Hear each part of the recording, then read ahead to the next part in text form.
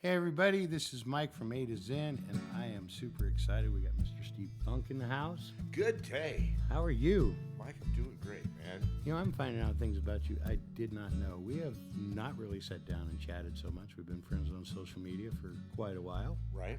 We've crossed paths here at A to Zen and other places. We have done that. But now I get a chance to actually sit down and get to know you. And, we're doing it in a way that is a little formal. Yeah. But let's have fun anyway. I don't know. We're not that formal here with what we do. Well, you put a microphone in front of me and all of a sudden I become a professional. Fortunately, we can edit that out. Okay. So if I get into anything professional, just go ahead and cut it. We're good. Part of what triggered the whole premise of the conversation is you're starting to work over at KNVC, correct? KNVC, that's right, 95.1 FM, the local community radio station. I tell you, in the last few years, the demise of radio in America has had me looking for, because I've spent my life in radio, and it's had me looking for that spark that got me into radio to begin with. And Well, it had to do with you, the music. Well, you're describing being on the open end of KOZZ. Well, and even before that, right? I mean, I got started at right here in Carson City when I was going to Carson High School, 1968, and they, for the first time, instituted a multimedia elective in the class schedule. So I took it because, I was just in love with music. And so I took this elective, and part of what we did there was create a newscast that we aired once a week on the local AM station here in Carson City. We would do that every Thursday afternoon at 5 o'clock. We would go live on the air with the DJ and talk about all the things that were happening at Carson High School. So you've been doing radio since 1968. That was the first kind of education I got about the form. In 1968, I was getting hung up by my ankles and spanked on my bare bottom and made to cry. I was born in 68. And do you still enjoy that activity today? Let's not go there. All right. We can leave that stuff on the floor. We don't have to put it on the table. Well, that excites me even more to know that you have such an extensive background in broadcast. And, so what do you got going with KNVC here locally? What do you hope to do? Well, like I said, it's like I started, because I spent a long time in the business, and then I retired, and I've been doing other things to keep myself busy in the meantime. I was doing weekends at KOZZ until the pandemic struck. And, of course, when that happened, they, scaled down to a skeleton crew. Right. And everybody, I was let go at the time. I've worked for that company 4 times in my career. I started KOZZ, and then I started the rock station, Rock 104.5. And then I came back. You were part of that, too? Well, there's a whole story in that. But yeah, we can talk about that if you like. But, it's like, so I had a long history with them. And commercial radio treated me pretty well in the good old days. But nowadays, I'm a little disturbed about, what's going on with radio, simply because it's having the most challenging times ever. Thanks to the internet. Well, sure, they're competing, right? They're competing with online. Yeah, and dealing with all the online stuff. But radio is still a passion for me. Right. And when Joe McCarthy, who was the founder of KNVC, asked me if I would, help him with the, it was like, yeah, why wouldn't I do that? Because I'll tell you what, the passion for the music, the passion for the art form that I loved when I was a young man, it still lives, not in the world of commercial radio anymore, because that's been taken over by bean counters and consultants, but it lives on the small, low-powered community radio stations across this country, where regular people volunteer to get involved because they love their music. Yeah. And that's, I think, what's missing in radio today, and why radio is struggling. But KNVC is on the rise, man. We're having a really good time over there. And the community is starting to really come together now after the pandemic. And I'm looking forward to doing some great things. Yeah. For this community, for that little radio station, for music lovers and people who are just love living in Northern Nevada. Yeah. I'm down. I miss radio. I mean, I lived in Gardnerville. I was construction, grunt, contractor, all that stuff down there. broadcast radio brought an element to music as an industry Right. where suddenly, and it's actually part of what we do here at A to Zen. I mean, we're starting a YouTube channel, we create content, we live stream. So we're Because actually of your part of passion, your passion for the music. right, but it's so saturated. There's so much, and there's so much really good stuff, but it's so hard to there's so much of it that it gets a little bit, where broadcast radio, I mean, there was an element of, I don't need to hear that song for the 6,000th time, Yes. but it did hone in just a mainstream, here's your prominent, successful artist, gave musicians a legitimate place to shoot for. That kind of doesn't exist anymore. Am I wrong about that? Not wrong at all about that. The internet coming along showed a lot of promise for artists because all of a sudden it gave artists a platform that was DIY, that they Right. could reach a lot of people on their own effort without having to go through layers of business in record labels and distribution and then marketing and all that kind of stuff. Showed a lot of promise, but that promise really hasn't developed for the DIY artist in the way we had hoped it would, because business takes over. Business, and it just doesn't, because we're not so much listening to broadcast music anymore, you don't have your hit makers. And there is the business side, probably you're more familiar with it than I'll ever be. And there's probably parts of that. But when you have radio as an industry, it has that lane of like, these are the guys that became successful. And that isn't there to shoot for anymore. Am I making sense? Do you follow what I'm saying? I am, though it's not as dire as all of that. Well, explain that to me because I get discouraged sometimes. Maybe you can encourage me. Well, I will do my best. Commercial radio nowadays has become, I think it lost its personality along the way. But today, there are still great radio stations making hit records happen Okay. for the hit artists. Now, instead of being the primary platform, it's a secondary platform, Okay. right? Because Spotify and YouTube and those platforms have become the more vibrant places where music gets discovered, Sure. right? Because one thing that doesn't change is our human desire for beat and rhythm, for melody and harmony, for those things that make our hearts sing, right? When a song comes on and when it's talking about something you can relate to in your own life, and you put your emotion out there and you connect with that, it's a thing that is almost indescribable. You can tell I'm having a hard time, but it's real. It's absolutely real, and radio is still the most personal of those kinds of mediums. The thing that made radio great was the talent on the air having a passion for the music they were playing and exuding that passion in between the records. Think of Wolfman Jack, right? He's always the classic. Absolutely. And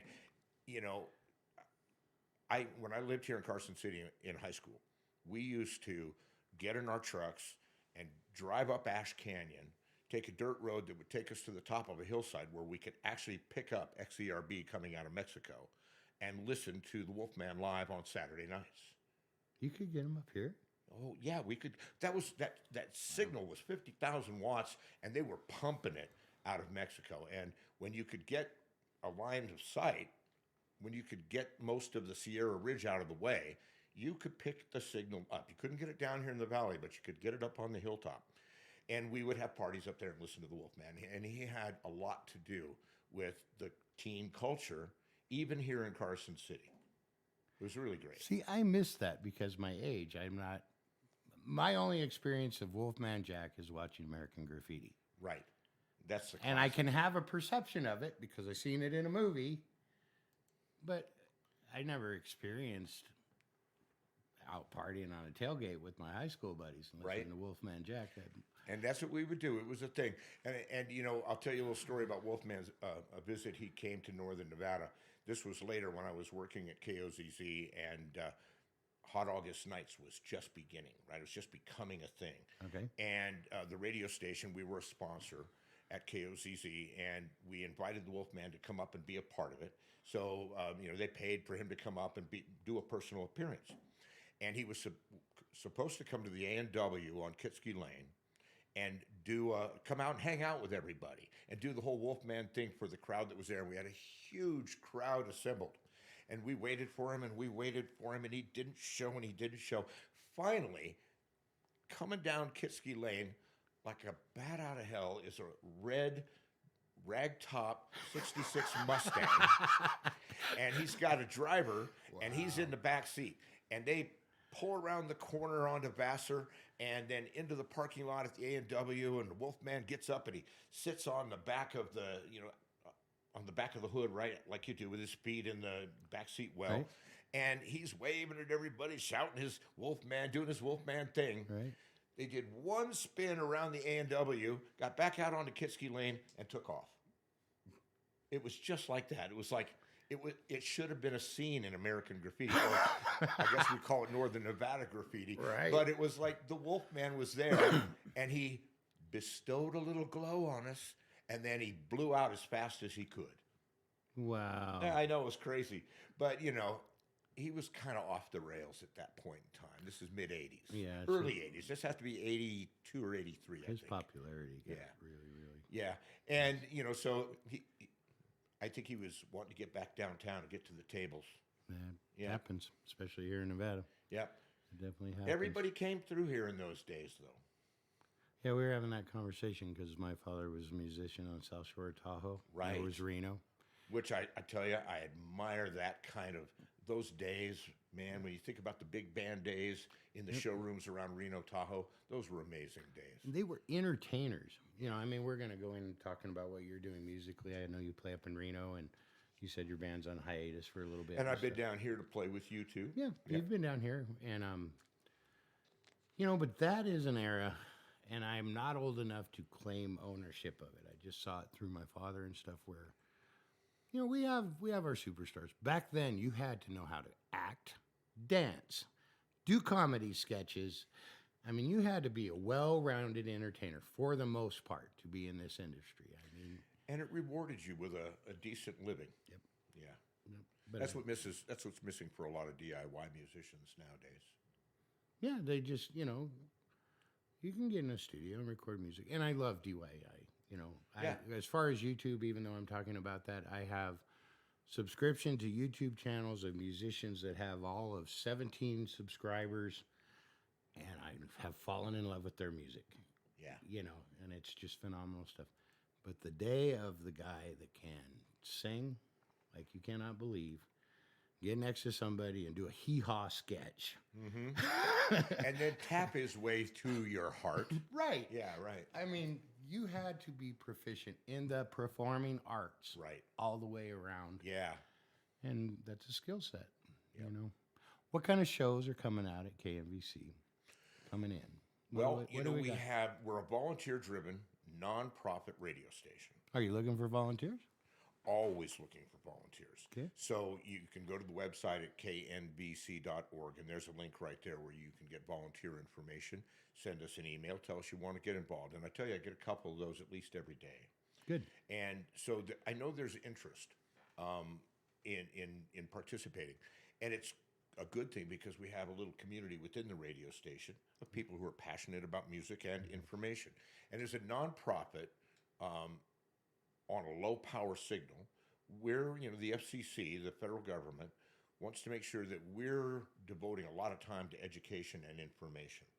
And just recently, we, on top of all the music and other specialty programming that we do, we've just now added some vibrant local news.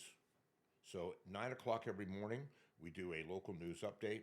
And then at noon on Fridays, we do a half an hour more in-depth kind of an explainer of a particular issue.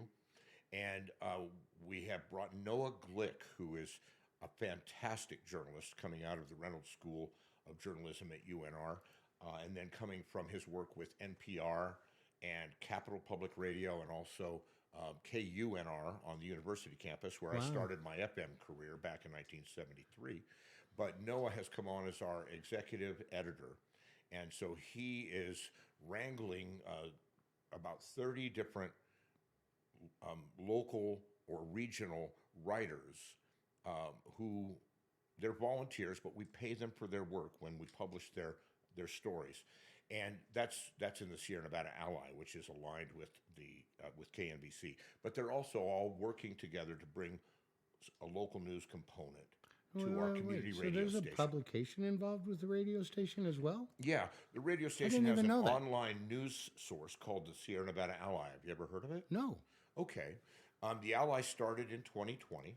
Okay. And I also have a role that I play there, because for me it's really important that not only is radio kind of lost some of its sheen, but so has local news gathering, right? I mean, we all know the local daily papers are thinner these days and have less content that's locally generated than ever before. And there is within the world of journalism the idea of the news desert.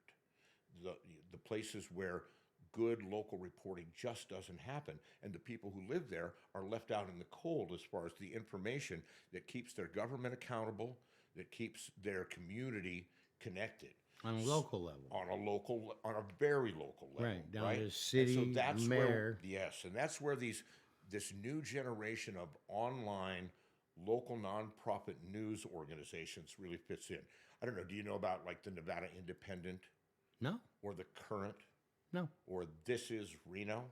Yes. Yeah, okay, so This Is Reno, and all those are, again, filling the empty spaces that have been left by the newspaper business's dissolution, right? The newspaper business has really dissolved because nobody reads print anymore, and print has become very expensive, even though the Reno News and Review, which is a partner of ours, puts out a paper, and you got to admire the fact that they make the effort to put out a physical paper once a month. They used to do it once a week. Now they do it once a month, Right. and that's part of what's going on with the whole business.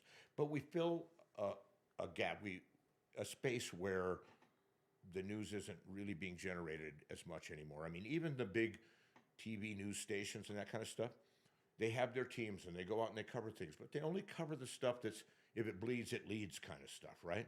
And a lot of the other information For sure. doesn't happen. So the Sierra Nevada Ally is focused on the environment, on culture, and on civics. Those are the three places where we report. And we have, a cadre of wonderful writers who volunteer their efforts to find these stories had and no bring them into the idea. public space. It needs to happen culturally right now. And it is. I mean, our culture, it's in trouble. I mean, there's just no way to pat it. I mean, our culture's kind of at a little bit of a crossroads, and some of it's just, there's just a lot of things going on. One thing I've become really aware of, especially post-pandemic, is we have to get community-driven again. Right. We need to come back home, start doing, you mentioned things like that, start taking local officials, become aware of what's going, like I actually am a little bit embarrassed that I don't know about these publications that you're describing. Well, you shouldn't be because, again, as nonprofits in this small space, we depend on, like the Ally, never a paywall. You'll never, like at the New York Times or even at This Is Reno, right? When you go there, if you're not a Oh, subscriber, it drives me nuts. I won't click can't into read it. news because it's always clickbait. You get interested in a story, Right. you get in, they give you the first half a paragraph and try to make you subscribe, and you can't even read the story. It drives me bananas. you never get that with these kind of organizations like we have now, the Sierra Nevada Ally. You go there, you'll never be asked to pay to read. So is you the will be publica- asked to donate and support the important effort and the work that we're doing, but we never make you pay to read a story. And it has local news too, even civic news. Yeah. You know, the city of Carson City is going to do a roundabout here on this date, and they're voting on the budget on this date type of news. And I'll tell you, one of the things that makes me so, the whole idea of democracy is that people should get involved, right? We're supposed to be engaged. I'm more aware of that more now than I have ever been in my life. Our responsibility as people who live in a free society is to do our own work to make sure we understand what's going on. Absolutely. With the help of organizations like what we're talking about. But there's a thing happening at the grassroots level. Like there's an organization out there that they enlist people to go to public meetings, government meetings, and record them and report on them. And then they get paid for those stories. And, those things are made available via the internet to any media outlet that wants to use them. And so there's a real grassroots journalism, a citizen journalism movement happening in this country. I'm not surprised you don't know about it because, again, it's kind of underground, but it is happening. And that gives me faith in our system. It encourages me because right? And in the people who make America great. Because that's what needs to do it. Yeah. I mean, that's where it needs to go. And I'm sorry. I've lost trust in mainstream media. Exactly. I just don't. And then you get into, I don't want to get into that. I'm more encouraged by what you're hearing because here at home, and that's the only thing that's going to fix up, is we have to get from a top down to a bottom up. To a bottom up thing. And the only thing that's going to do that is one, and I've done an element of that in my own personal life and had to take personal inventory in some areas of my life and said, you know what? To be an observant American is no longer allowed. You can't. Because things that we took for granted growing up might not be there for my kids. Isn't that crazy that we can see that now? Right. Yeah. And so, So to just kind of bury my head and do my thing, I don't think for any conscientious adult is just not part of it. And so I'm encouraged to hear, and I would like to know where I can find these publications and how I can either get them dropping in my email box. Sorry, I do live in digital world. Absolutely. You can go to SierraNevadaAlly.org and you can subscribe. You'll get feeds of stories that come out as they're new. And we publish 20, 30 stories a month. I'm so excited about this, right? John. And you'll also get part of what Noah Glick has brought to us, besides his leadership in the news department, is a weekly roundup that we do now. So you can subscribe to that, and you'll get a newsletter once a week that will kind of give you a roundup of all the things that we've reported on in case you missed them. I mean, we're there filling a hole, and we can only do it because people care. And when they learn about it, they go, okay. They experience it, they see the value in it, and they donate. And that's what it's all about. We chase funding through nonprofit foundations that support citizen journalism, like the Knight Foundation and the Pacifica Network and other groups like that are out there working. There are big nonprofits that get money from big corporations, and they gather it all up, and then they drizzle it out to the little community radio stations all across the country. Yeah, but even that's so we're into disseminated nationally. But that doesn't make it happen. What makes it happen is the local engagement, the people in the community who care about it. So that's why we work so hard to make sure it's high quality and relevant. But on a personal level, as you're describing this, and I will be looking these up. Yeah. And I pay my $12.99 a month for Amazon. And in an organization like you're talking about, there's absolutely no reason to not. $10 a month makes a big difference. Absolutely. It does. But to have information available. Yeah. That as far as me, I've been frustrated, especially on a local level. Like, for example, right now, Noah's been really focused on water issues in the West because it's a big conversation. Okay. It's part of our culture. It's part of our environment. And for that reason, and there's a lot going on. There are organizations and there are very, very rich people who are trying to get control of all the water available in this desert. I'm aware of this. There is a recent story about a group that has been buying up water rights just for the purpose, waiting until all the water runs out so that they can sell it at a huge profit. And we're reporting on that kind of stuff. Really? Yes. That's huge, Steve. I mean, we kind of came in thinking music and we're this way. Right. But this stuff is as important. If not more so. right? I mean, it's not as enjoyable as music is. No, it's definitely Music not. makes our hearts sing. It does. These stories make our brains hurt sometimes. No, but these issues make Bob Dylan's too. That's right. That is very good point. Very good point. I'm sorry, they need each other. And speaking of Bob Dylan, have you ever heard his theme time radio shows? No. You know, he for a couple of years, I think for about 6 years, he did on Sirius XM a series called Bob Dylan's Theme Time Radio Hour. Okay. And he would spend a whole hour on songs about whiskey, or songs about New York City, or songs about boats, whatever it may be. But it's a great series. There are over 100 episodes, and we're working right now to bring them onto KNVC. So And you're going to bring them to the radio? we're going to bring them to the radio here locally so everybody can hear them. So, as we're listening to this, we are in a day and age. You can listen to KNVC online too, as well. So, it's not exclusively radio waves anymore. No, it's both. Because a lot of people do consume, I light up a computer and play music in A to Z anymore. I don't have an antennaed radio like back in the day. And so I want to make it clear that you can get this local radio station and you can play it in your business, and you don't have to have a radio. You can play it through the system that you are. They stream it online. Yep. If I'm correct, I'm correct. Yes. Absolutely. KNVC.org. Hit the listen live button on our website.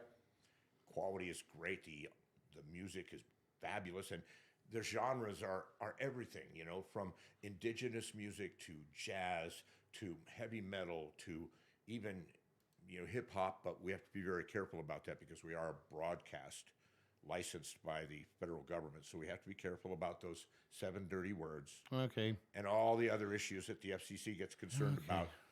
So we have to be careful with some of the rap music and actually some of the alt rock music as well, because it gets passionate and sometimes the language gets a little salty.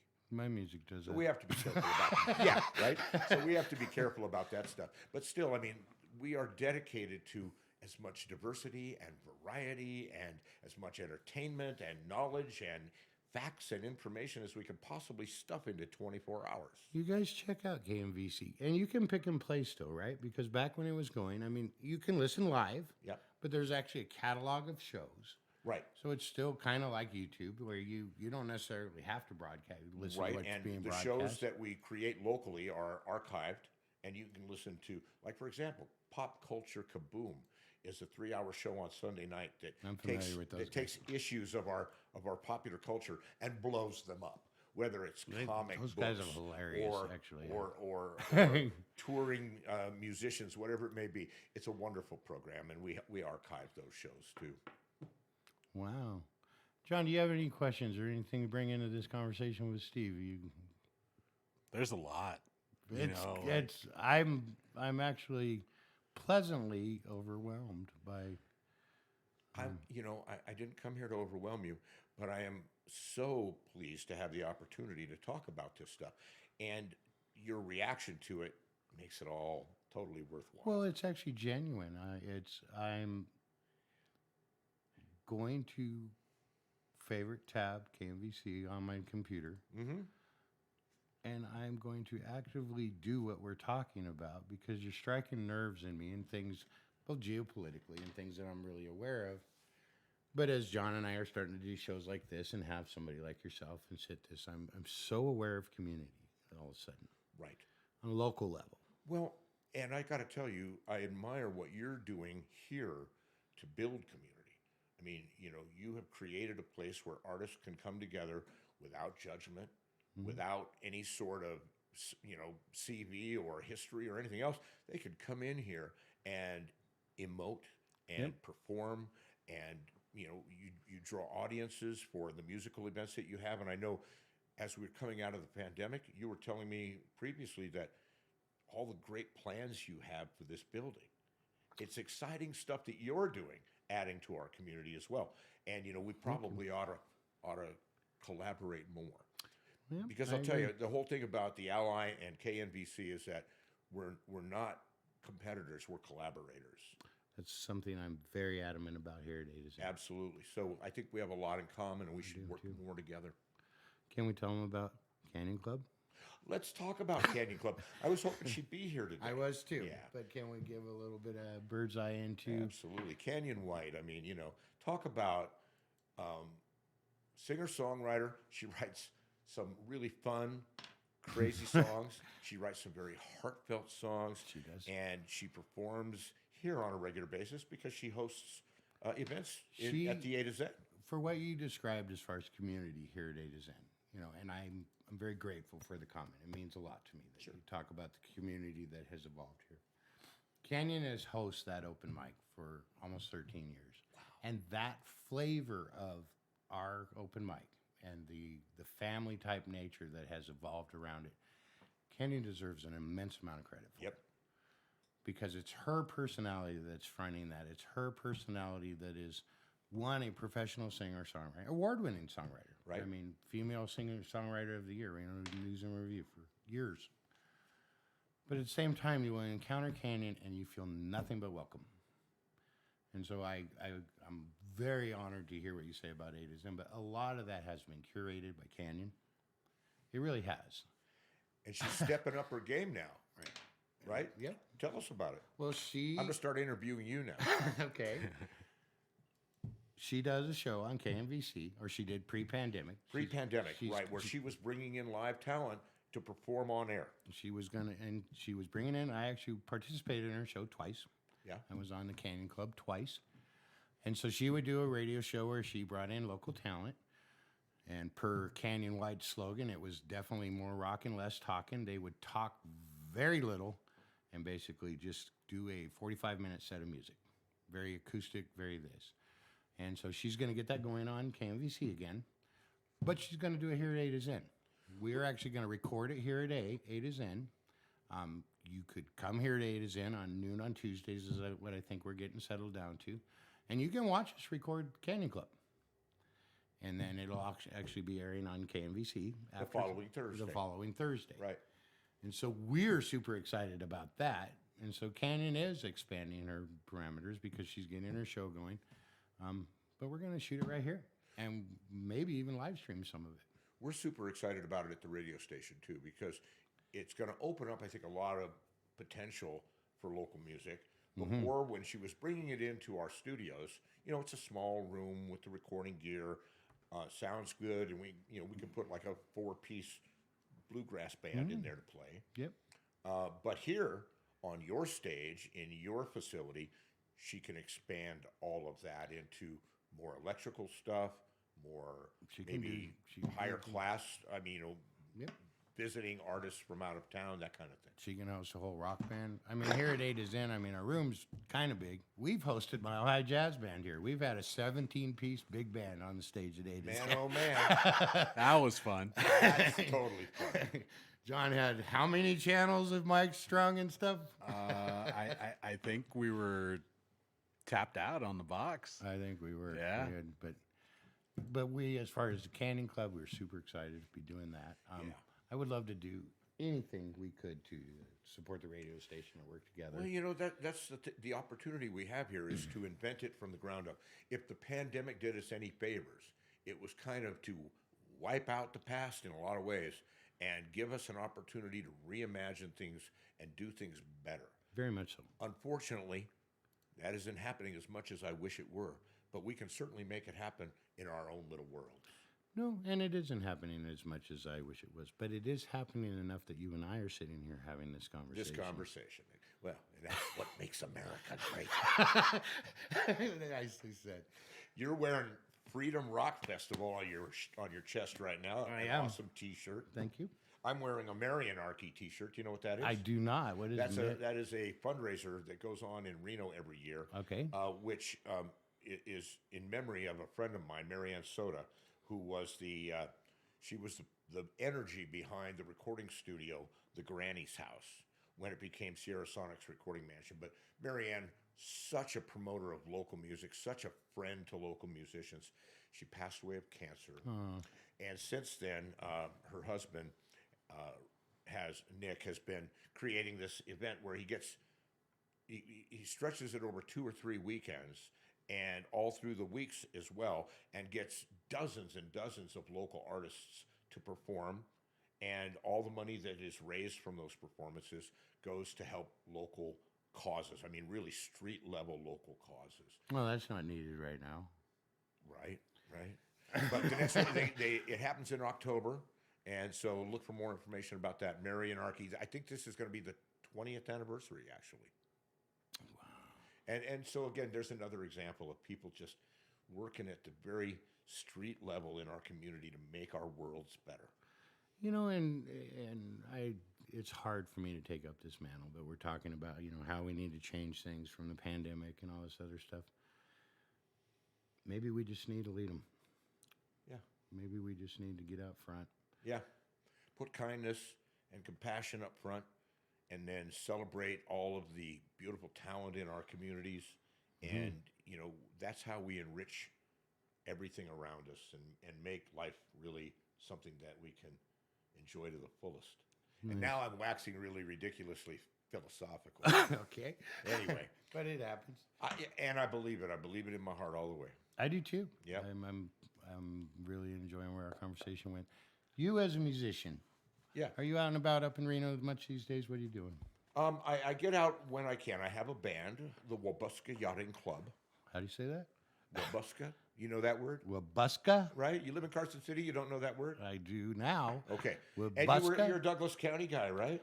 Just as an adult, I grew up on South Shore. Oh, that's right, huh? Yeah. But, you know, south of Minden Gardnerville, as you drive towards Yerington, Wabuska. you run into that little ghost town. Okay. That little rail stop that used to be a very important piece of the culture of Nevada in the late 1800s. Now I know what you're talking Right. about. So Wabuska is actually a Native American word, a Paiute word.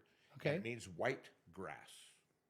And the band took that name because we have white grass Okay. growing on the All right, I see it. fields of our scouts. Okay, I see Yeah. it. And you know, the Wabuska Yachting Club is a story that goes back to my college days when I was young and stupid and completely out of control. Okay. And so anyway, I have this band. We're a six-piece band generally. My wife is also a member. She sings and plays percussion. Her name is Cassie. And me and this group, we're pretty adventurous in our music.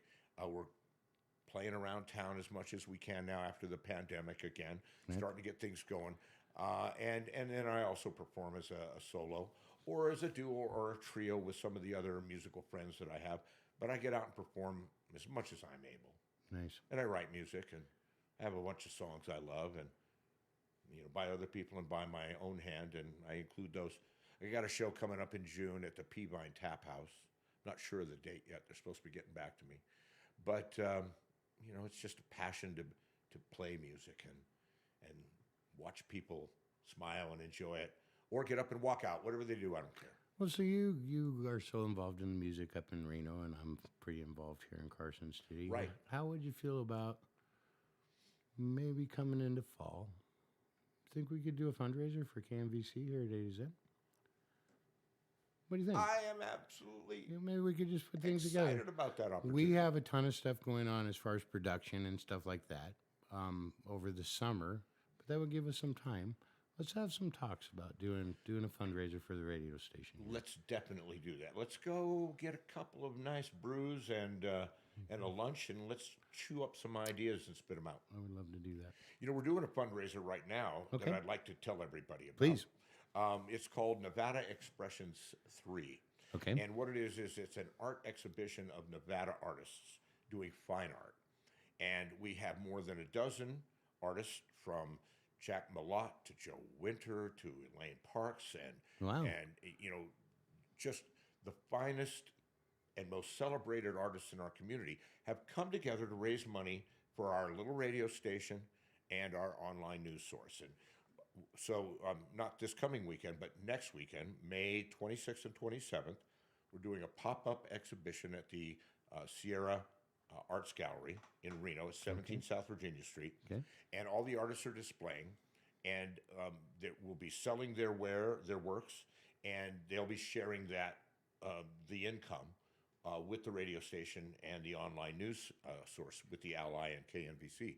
So it's an awesome experience bringing the finest of our artists together to do great work to, you know, help support the efforts of our little media community. And so that's where it's at Sierra Arts Gallery. Sierra Arts Gallery in Reno In Reno. on May on May 26th and 27th. It's 26th a Friday and and Saturday, and we'll have an artist reception on Friday from 4 to 9 o'clock. Come by, drink some wine from the Nevada Sunset Winery, and nosh on some lovely appetizers from Nosh Wild on River some. Grill, and just That is my favorite restaurant up there. Oh, my God. man, love that place, right? And it's just right around the corner from the gallery. They're both in that same building, the Artist Lofts that used to be the Riverside. Yeah, right? my wife gets The mad. Riverside Artist We Lofts. have to go to the Wild River Grill again. Yes, we're in Reno.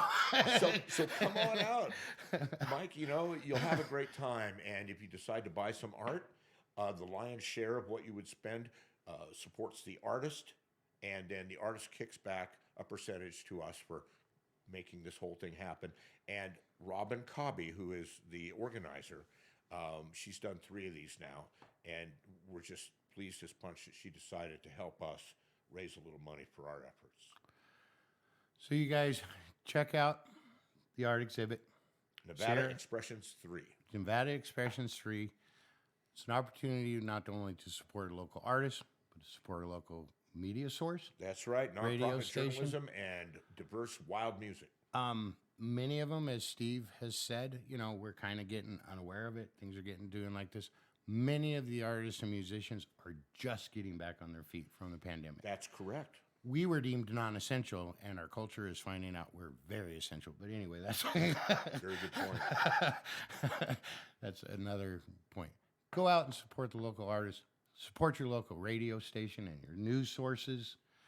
Let's come back home to our communities. You guys, Steve, it has been such a pleasure. I appreciate you coming by. Thanks a lot, man. This has been a fun conversation. It really has. We could do it again sometime. I would love to. I would love to make it a regular thing. I want to keep updated on what the radio station is doing.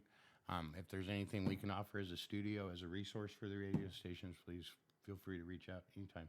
Thanks a lot, Mike. You're welcome. Thanks to A to Zen. You have created a wonderful community within this community. It's created itself in a lot of ways. But There you thank go. This is Mike at A to Zen. We do open mic every Friday night, 6 o'clock. Love to have you down. Love to meet you. We'll talk to you guys soon.